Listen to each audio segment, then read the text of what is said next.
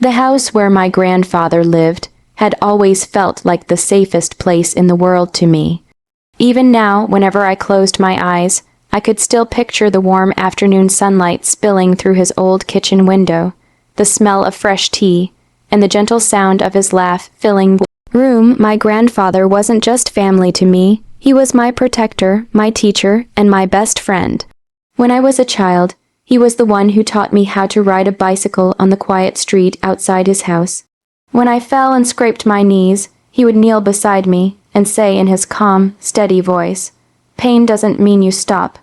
It means you learn how to stand up again." He had always believed in me, even when no one else did, but somewhere along the way, things changed.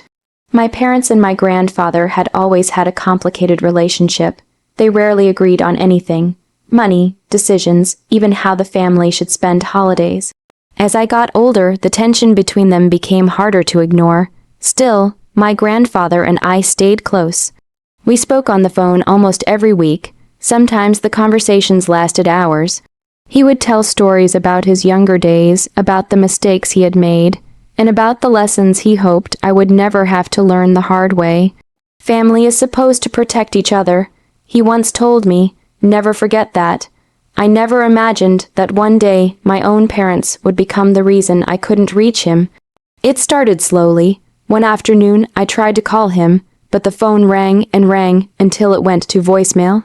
I figured he was napping or out with friends from the neighborhood. It wasn't unusual, but when I tried again the next day, my mother answered his phone instead. "Grandpa's resting," she said quickly. "He's not feeling well."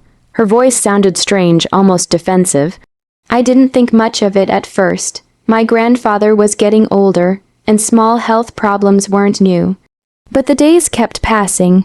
Every time I tried to call, someone else answered, usually my mother or my father. And every time they had the same excuse: "He's too tired to talk, he's sleeping, he's not up for visitors." At first I believed them. Then weeks went by. Something in my chest began to feel heavy. A quiet sense of worry started growing every time my calls were ignored or cut short. Finally, one evening, I drove to his house without telling anyone. I needed to see him for myself, but when I pulled into the driveway, my parents' car was already there. Before I could even reach the front door, my father stepped outside and closed it behind him. "You shouldn't be here," he said coldly. I stared at him, confused. "I just want to see Grandpa. He's very sick." My father replied, "He doesn't need stress right now." "Stress," I repeated. How would seeing me stress him out? My father's expression hardened. "Because he knows you don't care enough to visit him." The words hit me like a slap. "What are you talking about? I've been trying to call him for weeks." My mother suddenly appeared behind my father, crossing her arms. "You only care now," she said quietly. "He asked about you, and we told him the truth, that you're busy with your own life." My stomach twisted.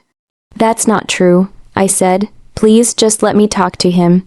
But my father shook his head. "He doesn't want to see you anymore." Those words echoed in my mind the entire drive home. Deep down, something felt terribly wrong. My grandfather would never say that. Not after everything we had shared. But no matter how many times I called after that night, the answer never changed. Either no one picked up, or my parents told me the same thing again. "He's too tired. He doesn't want visitors." He said not to bother him. Weeks later, I learned the truth in the worst possible way. My grandfather wasn't just sick, he was dying. And while I sat alone wondering why he had suddenly turned away from me, my parents were sitting beside his hospital bed, telling him that I didn't care enough to come see him. The lie was slowly breaking his heart, and I didn't even know it. The day I learned my grandfather had died felt unreal. The phone call came early in the morning. My mother's voice was strangely calm, almost casual. "Your grandfather passed away last night," she said. For a moment I couldn't speak. The words didn't feel real, like they were meant for someone else. "What?" I whispered. "He'd been sick for a while," she continued. "It was peaceful, peaceful." The word echoed painfully in my head. I gripped the phone tighter. Why didn't anyone tell me it was that serious? There was a pause on the other end of the line. "You knew he was sick," she replied flatly, "and you didn't come." The accusation hit me like a punch to the chest. "That's not true," I said, my voice shaking. "You told me he didn't want to see me." Another long silence followed. "Well," my mother finally said, "it's too late now." The call ended before I could say anything else. For hours I sat there in stunned silence, replaying every conversation I had had with my parents over the past few weeks. Every excuse, every blocked visit, every unanswered call. Something didn't add up. I knew my grandfather. No matter how sick he was, he would never refuse to see me. By the afternoon, the weight of regret had become unbearable. I grabbed my keys and drove straight to the hospital, where he had spent his final days. I told myself I just needed to see the place where he had been. Maybe speak to someone who had cared for him. Maybe somehow feel closer to him. The hospital lobby smelled faintly of antiseptic and coffee. People moved quietly through the halls, their faces tired and worried. At the reception desk, I asked about my grandfather. The woman looked at her computer and then pointed me toward the oncology wing. "Room 312, she said gently. My chest tightened as I walked down the long hallway. The room number felt like a countdown I couldn't stop. The door was open. Inside, the bed was already empty. The sheets had been replaced, the equipment cleaned, as if my grandfather's final days had been erased from the room. I stood there frozen, staring at the space where he had taken his last breaths. A soft voice behind me broke the silence. "You must be his grandchild." I turned around. A woman in blue scrubs stood in the doorway. She looked to be in her late 30s, with tired eyes but a kind expression. "Yes," I said quietly, "I'm his grandson." She studied my face carefully. "You're Alex, right?" My heart skipped. "Yes." The nurse sighed softly and stepped inside the room, closing the door behind her. "I was hoping you would come," she said. Something in her voice made my stomach twist with unease. "You knew my grandfather?" I asked. "I was his primary nurse for the past month." Her eyes grew sad. "He talked about you every day." The words hit me hard. Then why? My voice cracked. Why did he tell my parents he didn't want to see me? The nurse's expression changed instantly. Confusion crossed her face. "He didn't say that." I blinked. "What?" "He asked for you constantly," she said. "Almost every day." The room suddenly felt colder. "That's impossible," I whispered. "My parents told me he said he didn't want me here." The nurse shook her head slowly. "That's not what happened." My pulse started racing. "What do you mean?" She hesitated for a moment, as if debating whether to say more. Then she walked over to a small cabinet beside the empty bed and opened it. From inside, she pulled out a phone. "It's his," she said softly. I stared at it, confused. "He started recording messages a few weeks ago," she explained. "Videos mostly." My throat tightened. "Messages for who?" The nurse looked directly at me. "For you." My hands trembled slightly as she placed the phone in them. "He was afraid you wouldn't make it in time," she said quietly. A heavy silence filled the room. Then she added the words that would change everything. "But there's something else you should know." I looked up at her. Tears filled her eyes. "Your grandfather spent his final days believing you didn't want to see him."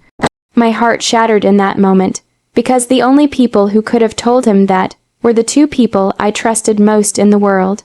My parents. My hands trembled as I stared at the phone the nurse had just placed in them. It was my grandfather's old phone, the same one he used to call me every Sunday evening. I recognized the worn leather case immediately. There was even a small scratch near the corner, where he had dropped it once while laughing at one of my terrible jokes. For a moment, I couldn't bring myself to unlock it. The nurse stood quietly beside me, giving me space. "He started recording them about 3 weeks ago," she said softly, "sometimes late at night when he couldn't sleep." My throat tightened. "Did he say why?" She nodded slowly. "He said he was afraid he might run out of time." Those words felt like a knife twisting in my chest. I swallowed hard and looked down at the screen. The nurse had already opened the gallery. A long row of videos filled the display, each one labeled with a different date. There were more than 20 chances he had tried to reach me, 20 moments I didn't even know existed. My finger hovered over the first video before I finally pressed play. The screen flickered to life. There he was, My grandfather sat in the hospital bed, wearing a pale blue gown. The room behind him looked dim, lit only by the soft glow of a lamp. He looked thinner than I remembered, frailer, but his eyes were the same warm ones that had always made me feel safe. "Hey there," he said gently, adjusting the phone. For a moment he smiled, the kind of soft smile he used whenever he saw me walk through his door. "I'm not sure if you'll ever see this," he continued quietly, but I figured it was worth trying. I felt my chest tighten as his voice filled the silent hospital room around me. "I asked your parents to call you today," he said. "They told me you're busy these days." He chuckled weakly. "That's all right, life gets busy, I understand." My eyes began to burn. "You always had big dreams," he continued. "I'm proud of that." The video ended. I didn't realize I had stopped breathing until I inhaled sharply. The nurse placed a gentle hand on my shoulder. "There are more," she said softly. I nodded and pressed the next video. This time my grandfather looked more tired. His voice was quieter too. "Hi again," he said. "Still haven't heard from you. Your parents say you've got a lot going on." He paused, glancing down for a moment. "I hope you know I'm not upset," he added quickly. "I just miss you, that's all." His smile tried to return, but it didn't quite reach his eyes. The video ended. My vision blurred as tears filled my eyes. I clicked another, and another. With every recording, he looked weaker. Some nights his voice shook with exhaustion. Other nights he forced cheerful stories, like he used to do when I was younger and scared. But the pain in his eyes slowly grew. In one video, he sighed deeply before speaking. "I keep asking the nurses if maybe you called while I was asleep," he admitted quietly. He laughed softly at himself. "They probably think I'm a stubborn old man." My chest ached. Then came the video recorded only 2 days before he died. He looked incredibly fragile now. His breathing was slow, but his eyes were filled with something different.